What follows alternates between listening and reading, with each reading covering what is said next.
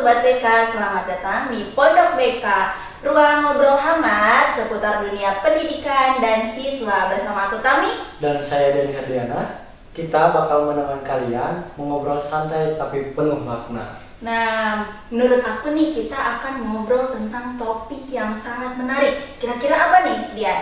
Ya, kita akan bahas topik prestasi non-akademik. Seringkali ya Kak, kita mendapati siswa berprestasi di non-akademik ini mendapat apa ya? Tidak mendapat sorotan ya? Iya, betul Kak. Jadi hari ini nih kita kedatangan tamu yang sangat berprestasi di bidang non-akademik. Betul. Nah, kira-kira bagaimana? Nah, betul Kak, kita kebetulan sudah kedatangan tamu siswa dari sekolah di Kuningan. Langsung saja Kak, perkenalkan diri. Baik Kak, halo semuanya, perkenalkan nama saya Sri Rahayunisi, saya dari SMK Negeri 5 Kuningan. Halo Kak Sri, selamat datang di Pondok BK kami ya. Gimana kabarnya hari ini Kakak? Alhamdulillah baik. Nah, kalau boleh tahu nih, Kak Sri ini aktif di bidang apa ya? Saya aktif di bidang pencak silat. Oh, jadi di bidang bela diri ya Kak? Boleh dong ceritain gimana awal mulanya kakak ini tertarik sama bela diri gitu? Awalnya sih dari lihat teman latihan, saya jadi penasaran dan pengen coba. Pas dijalani ternyata seru banget. Silat bukan cuma fisik aja, tapi ngelatih disiplin, kontrol emosi, sama mental.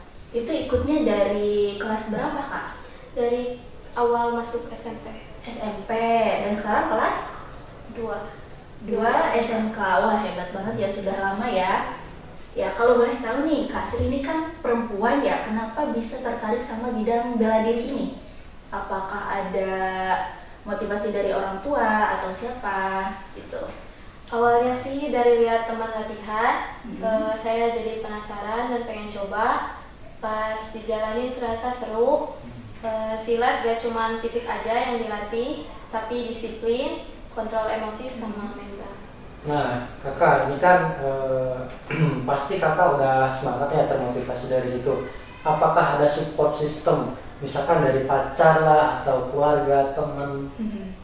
Yang paling dukung sih orang tua ya Kak, mereka yang selalu support saya. Pelatih juga banyak bantu, teman-teman juga yang bikin suasana latihan jadi lebih nyaman. Ya, karena itu sih kuncinya ya, kalau orang tua sudah mendukung, jadi jalannya bisa dipermudah ya. Udah. Nah, Kak Sri, bagaimana nih caranya Kak Sri sendiri mengatur waktu antara jadwal belajar dengan jadwal latihan itu seperti apa?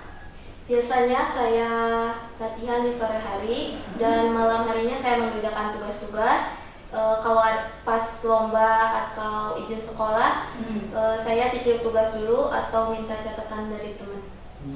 Ya, kalau mengikuti lomba seperti itu, gimana guru mata pelajarannya? Apakah mengizinkan? Mengizinkan aja sih Kak, soalnya kan ini berprestasi buat sekolah juga. Oh, jadi ada andil dari sekolah gitu ya? Nah, pastinya perjalanan ini, proses ini sangat sangat berat ya. Pasti selama proses ini ada yang gak mulusnya gitu. Apa sih tantangan terbesar Kakak ini menjalaninya gitu? Tantangan terbesarnya sih porsi latihan ya Kak, soalnya porsinya disamain ratain sama cowok ya. Apalagi saya udah pernah cedera Cedera apa ya Kak? Ragunya robek. Kok bisa sampai robek gitu? Apa di tendang atau gimana itu Kak?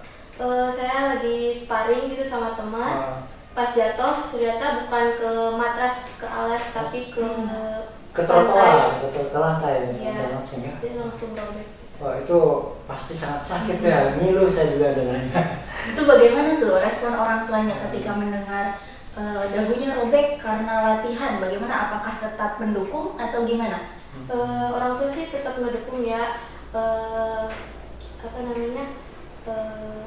Yang penting dari perguruannya tanggung jawab. Oh gitu. Ya, tadi kakak bilang porsi latihannya tidak dibedakan antara laki-laki dengan perempuan. Bagaimana kakak menyesuaikan itu? Apakah badannya jadi sakit atau bagaimana? Awalnya sih pegel-pegel ya pasti. Tapi makin sekarang tuh jadi biasa aja, soalnya kan udah terbiasa gitu. Di awal kan kakak bilang badan pasti sakit ya karena belum terbiasa. Itu bagaimana caranya kakak bisa, oh saya nggak nyerah nih, saya harus lanjut nih, gimana tuh caranya?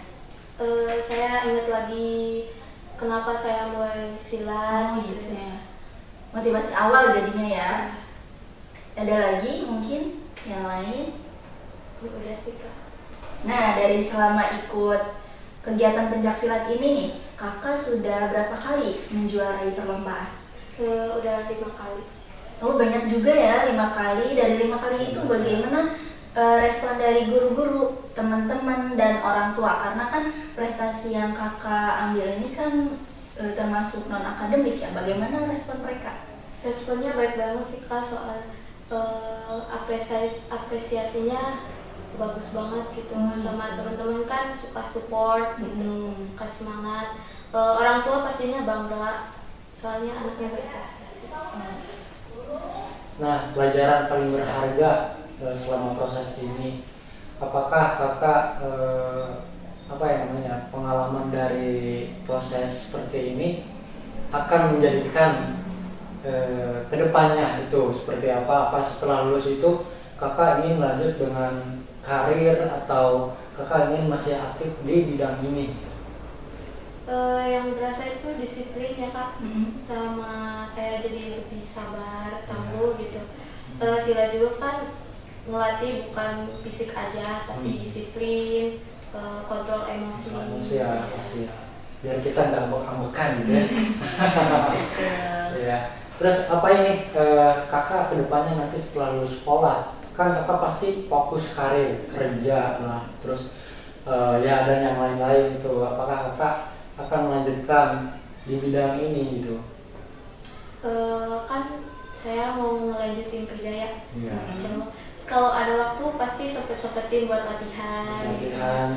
Sama ngelatih yang lain gitu ya. Iya. Adik-adiknya gitu ya. Iya. Itu bagus Kak.